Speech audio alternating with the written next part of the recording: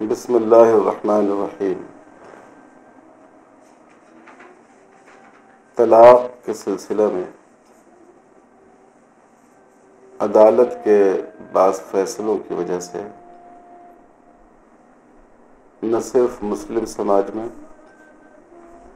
بلکہ ہمارے ہندو بھائیوں کے درمیان بھی کچھ غلط فہمیاں پائی جاتی۔ جسٹس بحر الاسلام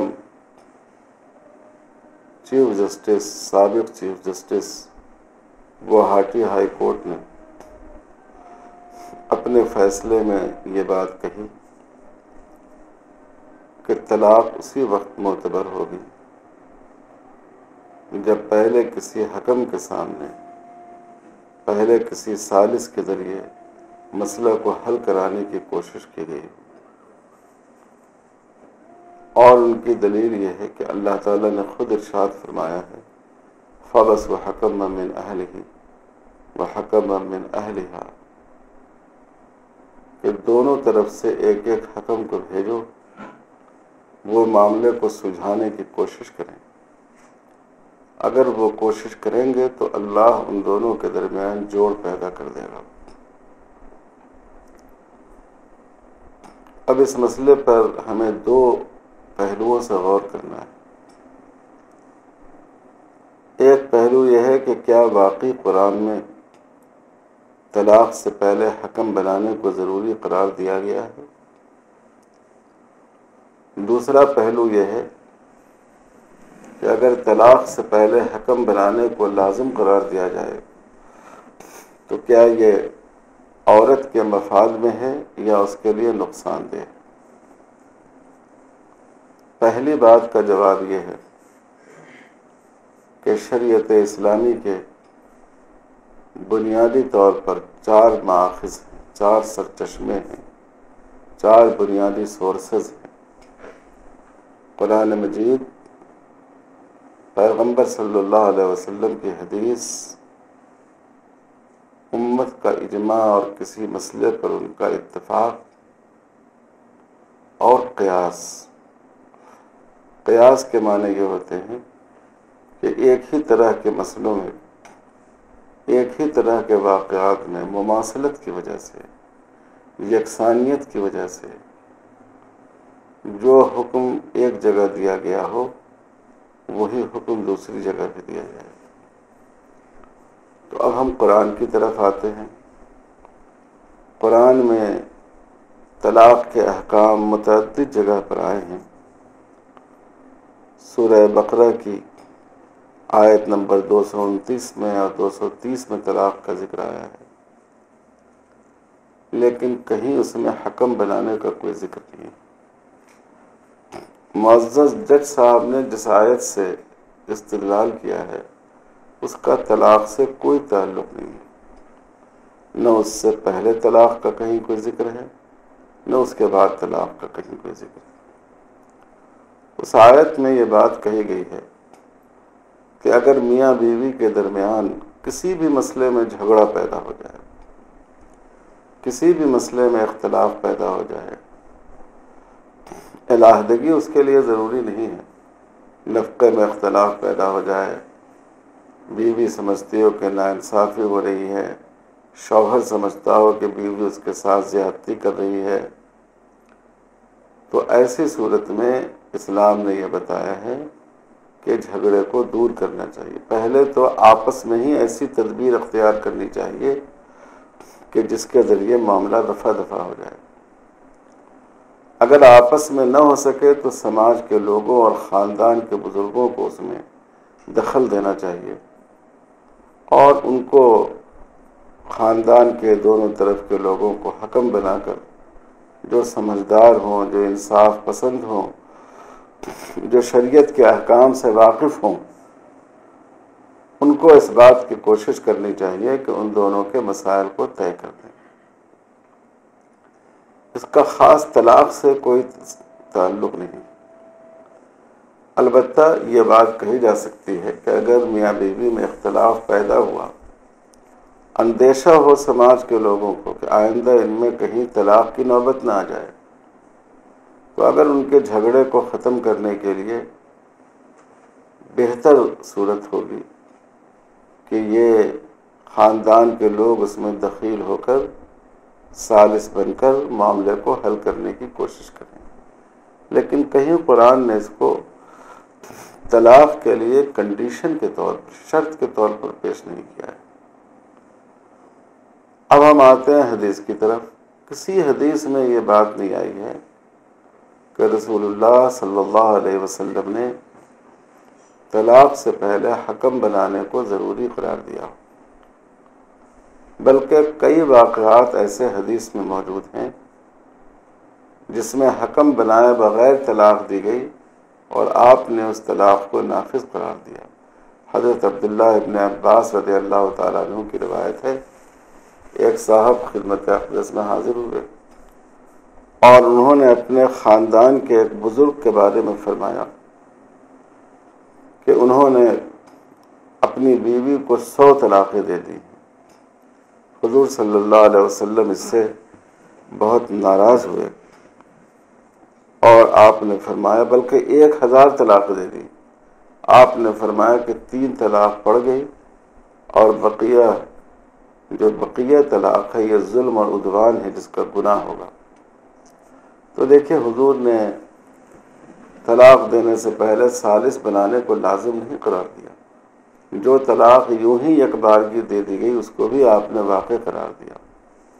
حضرت عمر رضی اللہ تعالیٰ عنہ نے اپنے صاحبزادے حضرت عبداللہ ابن عمر کے بارے میں رسول اللہ صلی اللہ علیہ وسلم سے نقل کیا کہ انہوں نے اپنی بیوی کو حالت حیض میں طلاق دے دی ہے.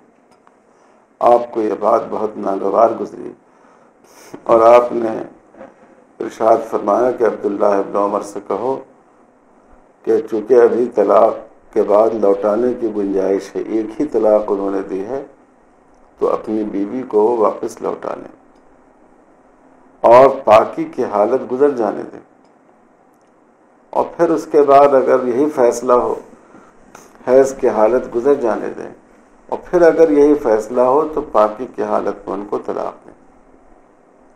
تو حضور صلی اللہ علیہ وسلم نے یہ نہیں پوچھا کہ ثالث بنایا تھا یا نہیں بنایا تھا. اگر ثالث نہیں بنایا تھا طلاق دینے سے پہلے تب تو طلاق ویلڈ ہی نہیں ہوئی، معتبر ہی نہیں ہوئی. ان کو کہہ دو کہ وہ تمہاری بیوی برقرار ہے، یہ بات حضور نے نہیں فرمائی. تو متعدد ایسے واقعات حدیث میں موجود ہیں کہ حضور صلی اللہ علیہ وسلم کے سامنے طلاق کے واقعات آئے اور اس سے پہلے حکم بنانے کے واقعات حکم بنانے کے بعد نہیں آئی، پھر بھی آپ نے ان کی طلاق کو واقع قرار دیا. اب آ جائیے اجماع کی طرف. مسلمانوں میں بحیثیت مجموعی پوری دنیا میں اہل سنت اور اہل تشیع کو ملا کر 5 مکاتب فقہ ہیں: فقہ حنفی، فقہ مالکی، فقہ شافعی، فقہ حنبلی، اور اہل تشیع کے ہاں فقہ جعفری. 5 فقہ کا اتفاق ہے کہ طلاق دینے سے پہلے ثالث بنانا شرط نہیں ہے. اور اسی طرح اور جن علماء کی رائے فقہ کی کتابوں میں نقل کی گئی ہیں، جیسے امام سفیان ثوری اور بعض دوسرے حضرات فقہ بازی، ان سب کا اس پر اتفاق ہے کہ طلاق کے واقع ہونے، معتبر ہونے کے لیے یہ ضروری نہیں ہے کہ پہلے ثالث بنایا گیا ہو. تو اس لیے اجماع بھی ہے اس پر. اور تیسری صورت قیاس کی. قیاس کا مطلب یہ ہوتا ہے کہ اسی طرح کے مسئلے میں جو رائے شریعت نے دی ہو، اس دوسرے مسئلے میں بھی اسی طرح کی رائے اختیار کی جائے. تو شریعت میں طلاق کی کئی قسمیں ہیں. طلاق واقع ہوتی ہے خلا کے ذریعے، طلاق واقع ہوتی ہے ایلا کے ذریعے، یعنی شوہر نے قسم کھا لیا کہ وہ بیوی سے 4 مہینے تک صحبت نہیں کرے گا یا بالکل ہی صحبت نہیں کرے گا، تو 4 مہینہ گزرنے کے بعد طلاق واقع ہو جاتی ہے، کیونکہ وہ بیوی کو اس کے ایک جائز شرعی اور طبعی حق سے محروم کر رہا ہے.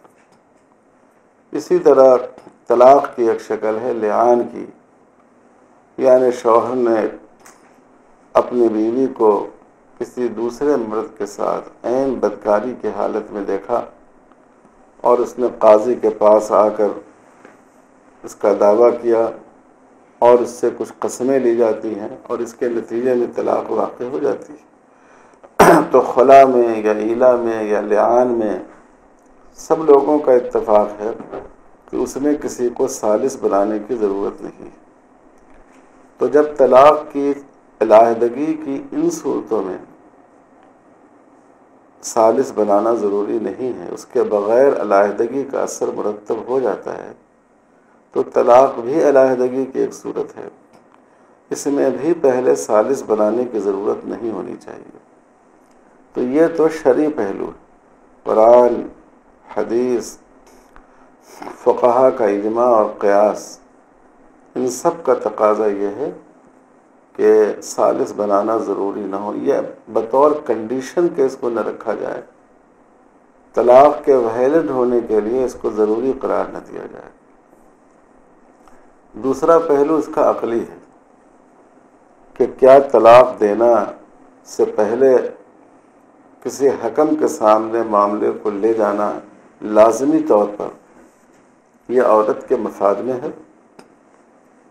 میں یہ عرض کروں گا کہ اگر آدمی ایسے حالات ہوں اور لے جا سکتا ہو، لے جانا بہتر ہے، لیکن شریعت نے اس کو لازم اس لیے قرار نہیں دیا کہ یہ عورت کے مفاد میں نہیں ہے، عورت کے مفاد کے خلاف ہے۔ دیکھیے، طلاق زندگی کے باب کا اختتام نہیں ہے، بلکہ طلاق کے ذریعے زندگی کا ایک سفر مکمل ہوتا ہے اور اگلا سفر شروع ہوتا ہے۔ ایک زندگی ختم ہوتی ہے، آئندہ عورت کے لیے گنجائش ہوتی ہے کہ دوسرے نکاح کے ذریعے وہ اپنی نئی زندگی شروع کرے۔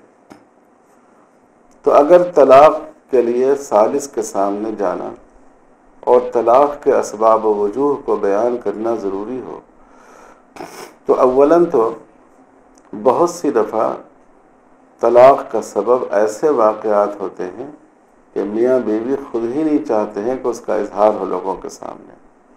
عورت کی عزت بھی اسی میں ہوتی ہے، شوہر کا وقار بھی اسی میں ہوتا ہے، خاندان کے لوگ بھی چاہتے ہیں کہ خاموشی سے معاملہ ختم ہو جائے۔ اور کبھی ایسا ہوتا ہے کہ ایسی بات تو نہیں ہوتی ہے، لیکن اس بات کی امید نہیں رکھی جا سکتی کہ کوئی شوہر جا کر ثالث کے سامنے یہ کہے کہ میری بیوی تو بڑی نیک بخت اور شریف ہے، بڑی خدمت گزار ہے، بہت فرما بردار ہے، لیکن میں اس کو طلاق دینا چاہتا ہوں۔ ظاہر ہے وہ اپنی بیوی کی شکایت کرتا ہے، اس کے کردار کی شکایت کرتا ہے، اس کے چال چلن کی شکایت کرتا ہے، اس کی بد زبانی کی شکایت کرتا ہے، اس کے رویے کی شکایت کرتا ہے۔ تو اگر طلاق کے لیے ثالث کے سامنے جانے کو لازم قرار دیا جائے تو اس کا نتیجہ یہ ہوگا کہ سچ یا جھوٹ شوہر اپنی بیوی پر الزام لگائے گا، وہ اس کی بدچلنی کا ذکر کرے گا، دوسرے مرد کی طرف اس کو منسوب کرے گا، اس کی بد زبانی کا ذکر کرے گا، اس کی بد اخلاقی کا ذکر کرے گا۔ تو آپ سوچیں کہ ایک ایسا سماج جس میں ایک کنواری لڑکی کا نکاح مشکل ہو جاتا ہے، اگر کسی عورت کے بارے میں سماج میں یہ بات آ چکی ہو کہ یہ بڑی بد زبان ہے، یہ بڑی بد چلن ہے، یہ بہت بد اخلاق ہے، تو کون لڑکا اس کو اپنی بیوی بنانے کو اور کون شخص اس کو اپنی بہو بنانے کو تیار ہوگا؟ تو اس کا مطلب یہ ہوگا کہ گویا ہم نے عورت کے لیے اگلی زندگی کا دروازہ بند کر دیا ہے۔ اس لیے حقیقت یہ ہے کہ اس بات کو لازم قرار دینا کہ شوہر سماج کے سامنے جائے، ثالث کے سامنے پہلے معاملے کو رکھے، اس کو لازم قرار دینا یہ عورت کے مفاد میں نہیں ہے بلکہ اس کے مفاد کے خلاف ہے، چونکہ طلاق کے ذریعے زندگی کا ایک سفر مکمل ہوتا ہے لیکن اگلا سفر شروع ہوتا ہے۔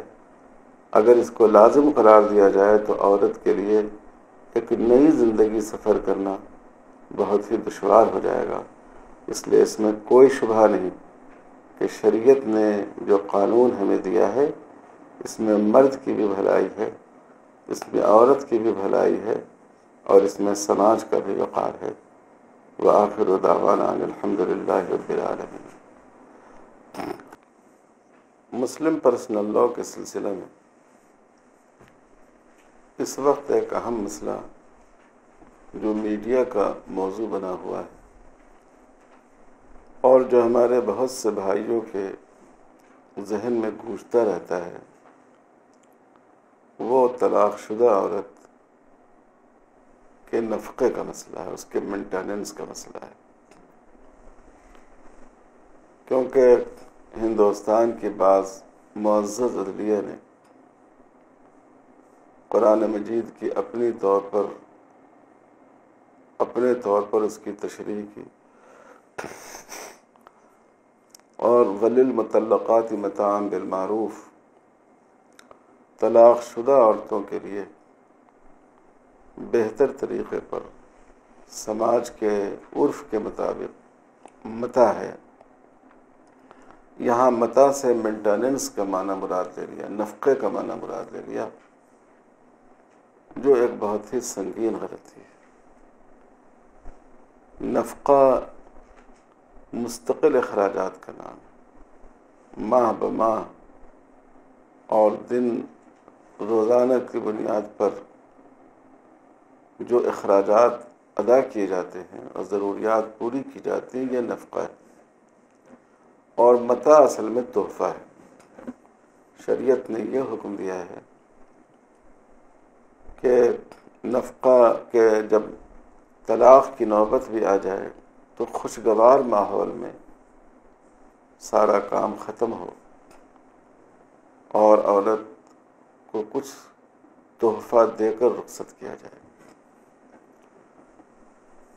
تو یہ اصل میں متاع تھا، لیکن عدالت نے اس کا معنی یہ سمجھ لیا کہ ہر مطلقہ عورت کو مینٹیننس ملنا چاہیے، اور پھر اپنی طرف سے یہ حد مقرر کر دی کہ دوسری شادی ہونے تک یا بیوی کے عورت کے انتقال ہونے تک طلاق دینے والے شوہر کو نفقہ دینا پڑے گا۔ تو ہم اس مسئلے کو 3 نکات میں تقسیم کریں گے۔ پہلی بات یہ ہے کہ واقعی اسلامی نقطہ نظر نفقہ مطلقہ کے سلسلے میں کیا ہے۔ دوسرے، کیا عورت کو نفقہ دلانا یہ سماجی مصلحت اور خاندانی مصلحت کے مطابق ہے۔ اور تیسرے، جو عورتیں مطلقہ ہو جائیں ان کی گزر اوقات کے لیے متبادل صورتیں کیا ہیں۔ ان 3 پہلوؤں پر میں آپ حضرات کے سامنے اپنی بات رکھوں گا۔ اسلامی نقطہ نظر یہ ہے کہ شریعت میں نفقہ واجب ہونے کے 3 بنیادیں ہوتی ہیں۔ ایک قرابت، رشتہ داری، دوسرے ملکیت، آدمی کسی چیز کا مالک ہو، اور تیسرے حبس، یعنی ایک آدمی دوسرے آدمی کی وجہ سے مشغول ہو۔ تو قرابت اور رشتہ داری سے جو نفقہ واجب ہوتا ہے، قرابت سے مراد یہاں نیچرل رشتہ ہے جو زبان کے بول سے قائم نہیں ہوتا، بلکہ فطری طور پر اللہ کی طرف سے یہ رشتہ بنایا گیا ہے۔ جیسے والدین اولاد کا رشتہ ہے، بھائی بہن کا رشتہ ہے، دادا اور پوتے پوتیوں کا رشتہ ہے، اور نانا اور نواسے نواسیوں کا رشتہ ہے۔ یہ ایسا نہیں ہے کہ آپس میں رشتہ کرنے سے یہ رشتہ ہو، یہ ایک نیچرل رشتہ ہے، اللہ کی طرف سے ہی یہ رشتہ بنایا گیا ہے۔ تو والدین اولاد، بعض حالات میں پوتوں پوتیوں، نواسوں نواسیوں، دادا دادی، نانا نانی، ان سب کا جو نفقہ واجب ہوتا ہے وہ قرابت کی وجہ سے۔ ظاہر ہے کہ میاں بیوی کا رشتہ اس دائرے میں نہیں آتا، کیونکہ میاں بیوی کا رشتہ ایک نیچرل رشتہ نہیں ہے، ایک ایسا تعلق ہے جو بعد میں دونوں کی آپس کی رضامندی سے قائم ہوتا ہے اور رضامندی سے ختم بھی ہو سکتا ہے۔ دوسری بنیاد نفقے کے واجب ہونے کی ملکیت ہے۔ آدمی جس چیز کا مالک ہو اس کا مینٹیننس اس پر واجب ہے۔ اگر آپ مارکیٹ سے ایک گائے خرید کر لائے، ایک بکری خرید کر لائے، اس کا چارہ دینا آپ پر ضروری ہے۔ آپ یہ سوچیں کہ یہ تو ہمارا جانور ہے، یہ گائے دودھ دینے کے لائق نہیں رہی، یہ بکری دودھ دینے کے لائق نہیں رہی، اس لیے اس کو ایسے ہی بھوکا چھوڑ دیا جائے، بھوک مر کے وہ مر جائے، بھوکی رہ کر۔ یہ شریعت میں جائز نہیں ہے۔ اسلام شفقت اور رحمت والا دین ہے۔ جانور بھی جو انسان کی ملکیت میں ہو، اس کی ضروریات کو پورا کرنا اس کے مالک پر واجب ہے، ورنہ اس کی ذمہ داری ہے کہ وہ یا تو اس کو بیچ دے، یا اگر پرورش نہیں کر سکتا تو پھر اس کو گھٹ گھٹ کر مرنے کے بجائے اس کو ذبح کر دے انسانی ضرورتوں کے لیے۔ تیسری شکل نفقہ واجب ہونے کی حبس۔ حبس کے معنی ہے ایک شخص کا دوسرے شخص کی ضرورتوں کے لیے اپنے آپ کو مشغول رکھنا، فارغ نہ ہو پانا۔ جیسے ملازم کو تنخواہ ملتی ہے، اس لیے ملتی ہے کہ وہ اپنے آجر کے لیے اپنے آپ کو مشغول رکھتا ہے۔ تو بیوی کا نفقہ جو واجب ہوتا ہے وہ اسی پہلو سے واجب ہوتا ہے کہ بیوی گویا اپنے شوہر کے لیے مشغول ہے، وہ دوسرا نکاح نہیں کر سکتی، وہ شوہر کی اجازت کے بغیر جاب نہیں کر سکتی، وہ اکثر حالات میں اپنے شوہر کے بچوں کی یعنی اپنی اولاد کی پرورش اس کے ذمہ ہوتی ہے، اس کی تربیت اس کے ذمہ ہوتی ہے۔ اس بنیاد پر شوہر پر اس کا نفقہ واجب ہوتا ہے۔ اب دیکھیں کہ جب طلاق ہو گئی تو قرابت تو پہلے سے نہیں تھی اور ملکیت پہلے سے نہیں تھی۔ کوئی عورت کسی اپنے شوہر کی ملکیت نہیں ہوتی، پراپرٹی نہیں ہوتی۔ اسلام میں دو برابر کے فریق کی حیثیت ہے ان دونوں کی۔ یہ تیسری بنیاد تھی حبس۔ تو اب وہ بات باقی نہیں رہی، عورت اپنے معاملے میں آزاد ہو گئی، وہ دوسری شادی کر سکتی ہے، وہ جاب کر سکتی ہے، وہ جہاں چاہے جا سکتی ہے، وہ اگر ایک ماں کے جذبے کے تحت اپنے بچے کی پرورش کرنا چاہے تو کرے، چاہے تو وہ انکار کر سکتی ہے، دودھ پلانے سے بھی انکار کر سکتی ہے۔ تو اس لیے کوئی شرعی بنیاد اب باقی نہیں رہی کہ اس کی وجہ سے اس کا نفقہ شوہر پر واجب رہے۔ البتہ طلاق کے بعد عدت تک، چونکہ وہ شوہر کی وجہ سے مشغول رہتی ہے، عدت کے گزرنے تک وہ دوسری شادی نہیں کر سکتی، تو اس لیے اس کا نفقہ، اس کا مینٹیننس اس کے شوہر کے ذمہ باقی رکھا گیا ہے۔ یہ تو شرعی پہلو۔ اب آ جائیے مصلحت کی طرف۔ مصلحت کا تقاضا بھی یہی ہے کہ طلاق کے بعد عورت کا نفقہ اس کے شوہر کے ذمہ واجب نہیں کیا جائے۔ کم سے کم اس میں 3 بڑی سنگین خرابیاں پیدا ہوں گی۔ پہلی خرابی تو اس کی وجہ سے یہ پیدا ہوگی کہ جب شوہر کو معلوم ہوگا کہ طلاق دینے کی وجہ سے ہمیں نفقہ دینا پڑے گا، اور 1-2 دن کا بھی نہیں، زندگی بھر کا، تو اس کا نتیجہ یہ ہوگا کہ وہ یوں ہی لٹکا کر رکھنے کی کوشش کرے گا۔ ایسے واقعات سماج میں کثرت سے پیش آتے ہیں کہ جن مردوں کو اللہ کا خوف نہیں ہے وہ کہتے ہیں کہ میں نہ طلاق دوں گا اور نہ تمہارے حقوق ادا کروں گا، میں سڑا کر رکھوں گا۔ تو یہ ایسے واقعات بڑھ جائیں گے، بلکہ بڑھ رہے ہیں، اگر شوہر کو یہ اندازہ ہو کہ طلاق دینے کی وجہ سے ہمیں مینٹیننس بھی دینا پڑے گا۔ دوسرا اندیشہ یہ ہے کہ اس کی وجہ سے عورتوں کو پر ظلم کے واقعات بڑھ جائیں گے۔ جب وہ دیکھے گا، جب وہ چاہے گا کہ ہمیں اس عورت سے نجات پانا ہی، اور وہ دیکھے گا کہ طلاق کی صورت میں زندگی بھر ہم کو اس کی سزا بھگتنی ہے، تو وہ بجائے اس کے عورت کی جان لینے کی کوشش کرے گا۔ اور ہم سب جانتے ہیں کہ ہمارے ملک میں عورتوں کو زندہ جلانے کے، ان کو پھانسی دینے کے، ان کے قتل کے واقعات بڑھتے جا رہے ہیں۔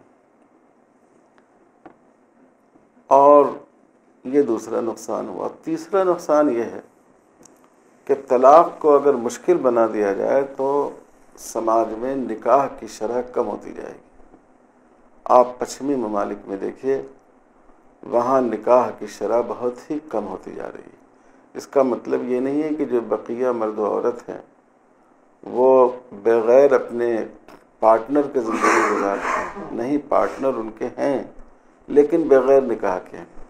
جب تک ساتھ رہنے کی طبیعت چاہی ساتھ رہے، اور جہاں طبیعت بھر گئی، طبیعت اکتا گئی، تو کہیں مرد نے عورت کو چھوڑ دیا، کہیں عورت نے مرد کو چھوڑ دیا۔ تو ایک عام رجحان مغربی ملکوں میں یہ ہے کہ نکاح کرو ہی نہیں تاکہ یہ ساری مصیبت اپنے سر آئے۔ تو اگر نفقہ مطلقہ کو لازم قرار دیا جائے تو اس کا نتیجہ یہ ہوگا مستقبل میں کہ لوگ بغیر نکاح کے ایک ساتھ زندگی گزارنے کو ترجیح دیں گے بمقابلہ نکاح کرنے کے۔ اور بغیر نکاح کے اگر زندگی گزاریں تو اس میں عورت کا نقصان مرد سے زیادہ ہوتا ہے۔ مرد اپنی اخیر زندگی تک کسی نہ کسی درجے میں اس لائق ہوتا ہے کہ وہ سماج میں اپنے وقار کو باقی رکھے، محنت کر کے اپنی ضروریات پوری کر لے۔ لیکن عورت جب اس کا حسن و جمال ڈھل جاتا ہے اور جب مردوں کے لیے اس کے وجود میں کشش ختم ہو جاتی ہے تو اب وہ سماج میں ایک پھینکے ہوئے کچڑے کی طرح ہو جاتی ہے۔ اس کی کوئی قدر و منزلت، اس کا تقدس، اس کا کوئی وقار باقی نہیں رہتا ہے۔ اس کے برخلاف ہمارے مشرقی سماج میں دیکھیے کہ ایک عورت کی عمر جیسے جیسے بڑھتی جاتی ہے، بڑھاپا آتا ہے، اس کا وقار خاندان میں بڑھتا جاتا ہے۔ اس کے بال بچے اس کو اپنی ہتھیلیوں پر رکھتے ہیں، اس کو اپنے لیے اللہ کی رحمت سمجھتے ہیں، خاندان کے لوگ بھی سمجھتے ہیں کہ یہ بزرگ خاتون ہیں۔ تو ظاہر ہے کہ اگر نکاح کا رشتہ نہ ہو، جائز رشتہ نہ ہو، تو اس عورت کو سماج میں، خاندان میں ہرگز یہ تقدس حاصل نہیں ہو سکتا۔ تو اگر نکاح کی شرح کم ہوگی تو اس کا نقصان مردوں سے زیادہ عورتوں کو ہوگا۔ تیسری چیز جو اس میں دیکھنے کی ہے وہ یہ ہے کہ اس مسئلے کا شریعت میں حل کیا ہے۔ ایسا نہیں ہے کہ شریعت نے کسی عورت کو یا کسی مرد کو یا کسی شخص کو یوں ہی چھوڑ دیا۔ اگر عورت پر طلاق واقع ہو جائے تو نمبر 1 اس کے اولیاء کی ذمہ داری ہے اس کے نفقے کو پورا کرنا۔ جیسے غیر شادی شدہ لڑکی کا نفقہ ماں باپ پر واجب ہے، خاندان پر واجب ہے، اسی طرح ایک مطلقہ عورت کا نفقہ بھی واجب ہے۔ یہ احسان نہیں ہے بلکہ اس کا حق ہے، اپنے باپ پر، اپنے دادا پر، بعض حالات میں اپنے چچا پر، اپنے بھائی پر۔ تو ہم اس قانون نفقہ کو پوری قوت کے ساتھ ہمیں نافذ کرنا چاہیے۔ دوسرا حل اس کا یہ ہے، جو سب سے اہم حل ہے، کہ لڑکی کا اگر وہ نکاح کے لائق ہے تو اس کو نکاح کرنے کا حکم دیا جائے، اس کا نکاح کیا جائے۔ اللہ تعالیٰ نے فرمایا وَأَنكِحُوا الْأَيَامَ مِنكُمْ، جو تم میں سے بے نکاح ہوں ان کا نکاح کرو۔ بڑی بدقسمتی کی بات یہ ہے کہ ہمارے سماج میں، ہمارے برادران وطن کے سماج سے متاثر ہو کر لوگ مطلقہ عورت کو منحوس سمجھتے ہیں اور ان کا نکاح نہیں ہوتا ہے، حالانکہ خود ہمارے رسول صلی اللہ علیہ وسلم کے نکاح میں ایسی خواتین آئی ہیں جو بیوہ ہو گئی تھی، اور ایسی خواتین بھی آپ کے نکاح میں آئیں جو مطلقہ تھیں۔ آپ نے اس کا ایک نمونہ چھوڑا امت کے لیے۔ تو ان کے نکاح کو رواج دینا چاہیے، اس کی حوصلہ افزائی کرنی چاہیے، اس کا حوصلہ بڑھانا چاہیے۔ تیسری بات یہ ہے کہ طلاق دینے کے وقت ایک چیز متاع ہے جو رخصتانہ دینا ہے، تحفے کے طور پر دینا ہے، اور اس کے لیے کوئی حد نہیں ہے شریعت میں۔ حضرت حسن رضی اللہ تعالیٰ عنہ نے 1000 دینار اپنی بیوی کو بطور متاع کے دیا تھا۔ 1000 دینار کی قیمت کا اندازہ آپ اس سے لگا سکتے ہیں کہ صرف 20 دینار سونا 87.5 گرام 87.5 گرام سونے کے برابر ہے۔ تو سوچئے کتنی بڑی رقم ہے۔